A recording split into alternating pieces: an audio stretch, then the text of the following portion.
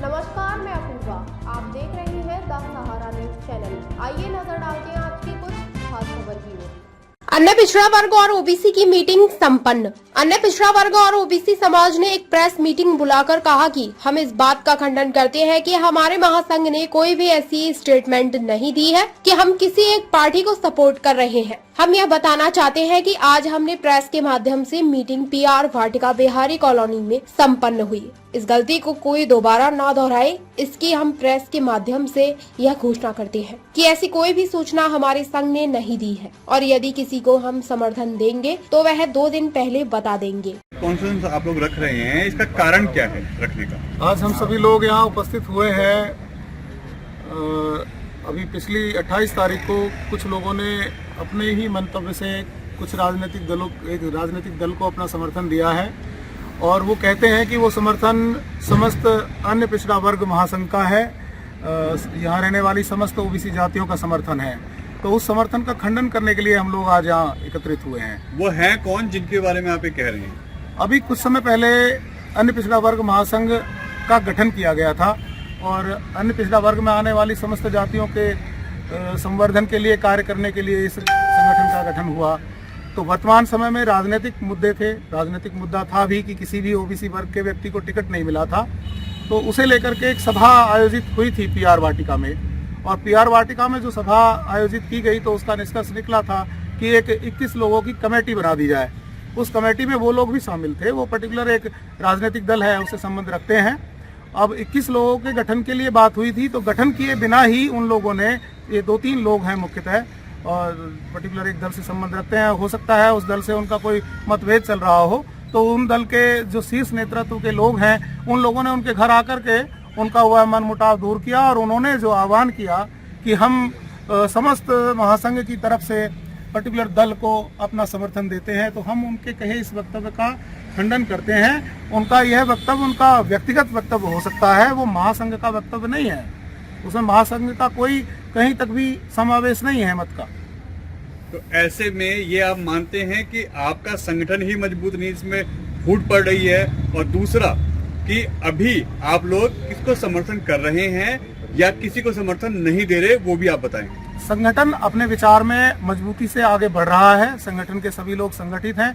कुछ लोग जो अन्य अन्य राजनीतिक दलों में अपना विश्वास मत रखते थे, उन लोगों ने संगठन का प्रयोग करने का प्रयास किया, यह संभव नहीं है।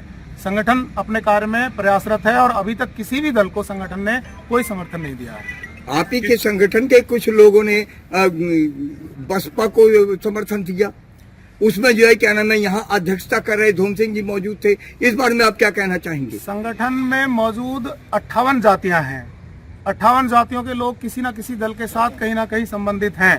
अगर चौधरी धूम सिंह जी हमारे बाबूजी की आप बात करते हैं तो इनकी अध्यक्षता में उस दिन वो सभा हुई थी, ये उस 21 कोर कमेटी में शामिल नहीं थे।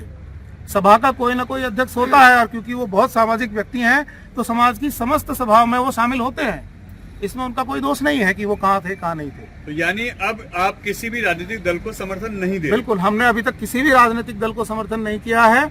हम अपना जो भविष्य के जो हमने कार्य निर्धारित किए थे महासंघ के, उन और अग्रसर हैं। हम भविष्य में समस्त जातियों को एकजुट करने का प्रयास। क्या आपके संगठन के सभी सदस्य इस बात के लिए स्वतंत्र हैं कि किसी भी प्रत्याशी को वोट कर सकें या एक विशेष को करना चाहेंगे? यदि संघ किसी मत पर एक मत नहीं होता है या संघ जो निर्णय लेगा, यदि संघ कहता है कि आप सभी स्वतंत्र हैं तो आप किसी भी प्रत्याशी को अपना वोट देने के हकदार हैं। एक सवाल उठता है कि अगर जैसे अभी हुआ कि आपके साथ के जो लोग थे वही दूसरी पार्टियों को जाके समर्थन दे देते हैं, आप ही के संगठन में थे वो, आप ही के बीच में बैठक कर रहे थे, और अब आप में से लोग अपने मत का, अपने सपोर्ट का हो सकता है वो फिर प्रयोग करें, तो ऐसे में क्या उनको रोका जाएगा? है कि वो आपके कहने से रुकेंगे? महासंघ की उस दिन की बैठक में लगभग 400 लोग मौजूद थे, इन सबका अपना अपना मत हो सकता है, हम किसी पर बाध्यता का प्रेशर नहीं डालेंगे, लेकिन जितने लोगों का विश्वास महासंघ में है और जो महासंघ के साथ चलेंगे उनसे जरूर हम यह उम्मीद करेंगे कि वो महासंघ के मत का ध्यान रखेंगे। भविष्य में महासंघ क्या कहता है इस ओर अपना विचार भी वो उसी तरह से रखेंगे जो महासंघ का विचार होगा। अभी आपका कहना ये है कि अभी संघ ने कहीं भी किसी को ये बाउंड नहीं किया है कि आप इसको वोट करें या ना करें, आपने सिर्फ अभी किसी पार्टी को समर्थन नहीं दिया है, ये आप कहना चाहते हैं? महासंघ का कार्यक्रम था एक मत विचार सभा। इस एक मत विचार सभा के आधार पर हम समस्त जातियों को एक मत लाने का प्रयास कर रहे थे, जिसके संदर्भ में हमने पहले भी बहुत सारी सभाएं की थी और ये 28 तारीख का प्रकरण होने के बाद भी हमने 2 सभाएं की हैं।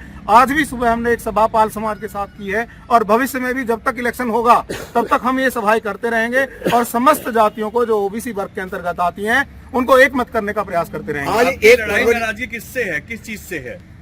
वर्तमान समय पर यदि हम बात करते हैं, जैसा राजनीतिक परिस्थितियां हैं, जिस समय अन्य पिछड़ा वर्ग के किसी व्यक्ति को टिकट नहीं हुआ था, एक बसपा से कैंडिडेट हैं देवेंद्र कुमार जी, उन्हें वो अन्य पिछड़ा वर्ग में आते हैं। यह सब महासंघ ही निर्धारित करेगा कि हम किसको समर्थन करेंगे किसको नहीं। लेकिन चुनाव तो नजदीक आ गया है, कब करेगा, कितने समय लगेगा? चुनाव 5 तारीख को है, अभी समय बाकी है, पल भर में चीजें बदलती हैं, भविष्य के घर में क्या छिपा है यह किसको पता। चलते चलते एक बात और बताइए कि क्या आपके संगठन के आपकी जो क्या अन्य पिछड़ा वर्ग महासंघ बनाया गया, इसके पदाधिकारी मौजूद हैं या नहीं? अन्य पिछड़ा महासंघ के संरक्षक हमारे साथ नरेंद्र भाई जी मौजूद हैं। अभी अन्य किसी और पदाधिकारी को कोई पद नहीं दिया गया है। संगठन का निर्माण नवीन रूप से होगा, क्योंकि अब से पहले वो जो 21 लोगों की कमेटी बनी थी वह भी गठित नहीं हुई और इसमें पहले ही विसंगतियां होनी शुरू हो गई, तो थोड़ा सा फूंक कर कदम रखने की आवश्यकता है। आपके संघ का अध्यक्ष कौन है आज की तारीख में? अभी हमारे संघ में राष्ट्रीय संयोजक हैं, अध्यक्ष पद पर और अन्य विभिन्न पदों पर नियुक्तियां होनी बाकी हैं। यानी अभी आपका संगठन ही तैयार नहीं है प्रॉपर, अगर ये कहें एक शब्द में, तो आपका संगठन तैयार नहीं है। अभी वो तैयार होगा और उसके आगे की जो कार्रवाई होगी वो चलेगी। संगठन निर्माण पर प्रक्रिया चल रही है, हम 2 से 4 दिन के भीतर ही संगठन को निर्मित कर देंगे। आप सभी लोगों को आज फिर पीआर गार्डन के प्रांगण में खींच लाई। आप सभी लोग धन्यवाद के पात्र हैं। अन्य पिछड़ा वर्ग महासंघ आपका कोटि कोटि नमन करता है और आह्वान करता है आज के इस प्रांगण से कि आपके बीच जितने अन्य भाई भी हैं, आप उन सभी भाइयों को भी अन्य पिछड़ा वर्ग महासंघ की विचारधारा के अनुकूलन में लाएंगे और अपने हाथों से हमें और मजबूती देंगे, ताकि हम कराल नगर विधानसभा क्षेत्र ही नहीं पूर्ण दिल्ली के अंदर अपने इस संगठन को मजबूती से खड़ा कर सके और सभी 58 जातियों को एक राह दिखा सके, इनका नेतृत्व कर सके। आप सभी लोगों का बहुत बहुत धन्यवाद। ओबीसी एकता जिंदाबाद, ओबीसी एकता जिंदाबाद, ओबीसी एकता जिंदाबाद, ओबीसी एकता जिंदाबाद। भारत माता की जय, भारत माता की जय, वंदे मातरम, वंदे मातरम। यदि आपने हमारा न्यूज चैनल सब्सक्राइब नहीं किया है तो पहले please the Sahara news channel को सब्सक्राइब करें, बेल आइकन को दबाएं, लाइक करें और आपको हमारा चैनल कैसा लगा कमेंट बॉक्स में लिखें।